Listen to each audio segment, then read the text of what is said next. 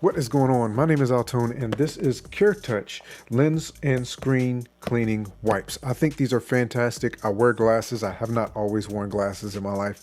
I've only worn glasses probably the last 4 or 5 years. And I can't stand having my glasses dirty. Matter of fact, they're dirty right now as I'm sitting here talking to you in this video. I've been using these. This is my old box of 400 individually wrapped cleaning wipes for your glasses. And what I normally do is, I still have some left in here.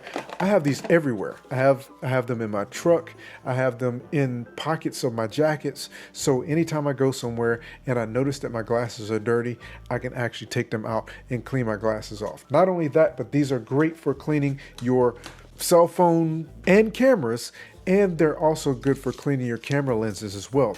Won't cause any scratches, and I believe that whatever chemicals it is that they have in these actually won't cause any damage, because I've been using them on my mini cameras as well as my drones to make sure if there's little smudges or I actually accidentally get a fingerprint on a lens, I can clean it off. So I keep these in my camera bag, I keep them in my backpack, and I keep them some of everywhere.